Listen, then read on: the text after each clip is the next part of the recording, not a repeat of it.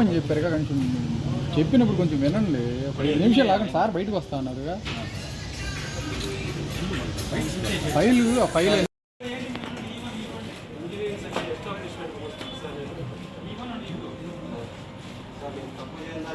చేస్తున్నారు సార్. నేను ఏమి తాకలేదు సార్, అసలు తప్పు తీసుకోలేదు సార్.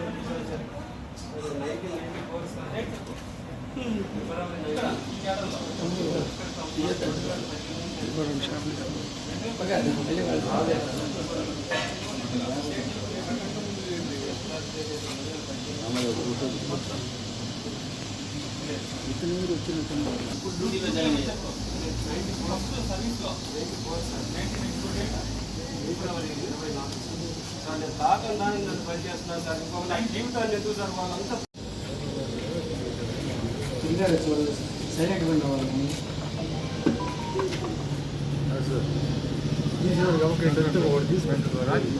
కనపట్లేదు. లీనియస్ ఇచ్చినప్పుడు మరి ఇది చేయకూడదు. కనపడు, మేము ఇస్తాం ఉన్నాం కదా వీడియో. ఏమైపోయింది? రేపు అయింది, ఏం అవ్వాలా?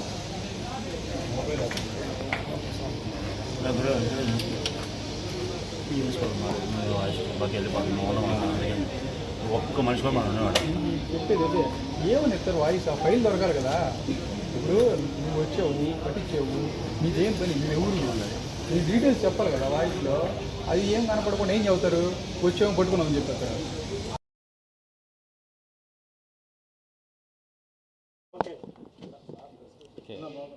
ఇందిరానగర్లో, ఒంగోలు టౌన్ ఇందిరానగర్లో ఉండే ఈ రమేష్ రెడ్డి తర్వాత మహేష్ అనే వాళ్ళకు రేకుల షెడ్ ఉండింది.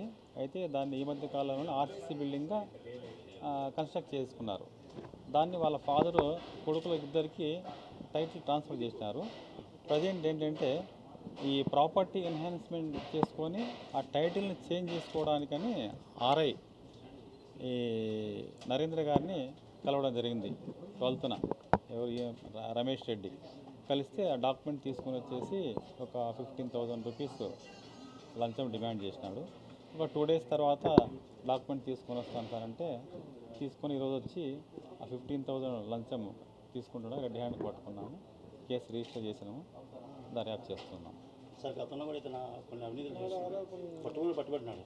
అవును, అక్రమ ఆస్తులకు సంబంధించిన కేసు కూడా ఇతని పైన నడుస్తుంది. సపరేట్ మీరు ఇంట్లో సోదారం చేస్తాం. సుమారు ఇప్పుడు వాళ్ళ దగ్గర ఆస్తులు కానీ విలువ కానీ చెప్తున్నారు. లేదు, ఇంకా ఎంక్వైరీ చేస్తున్నాము. ట్రాప్కి సంబంధించి ఎంక్వైరీ చేస్తున్నాం.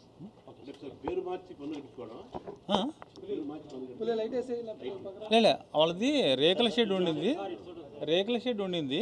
దాన్ని ఆర్సీసీ బిల్డింగ్గా కన్స్ట్రక్ట్ చేసుకున్నారు. మళ్ళీ ట్యాక్స్ ఎన్హాన్స్మెంట్ చేసుకోవాలి కదా. ఎన్హాన్స్మెంట్ చేసుకొని వాళ్ళ ఫాదరు వీళ్ళ కొడుకుల పేరుతో అన్ని ట్రాన్స్ఫర్ చేశారు.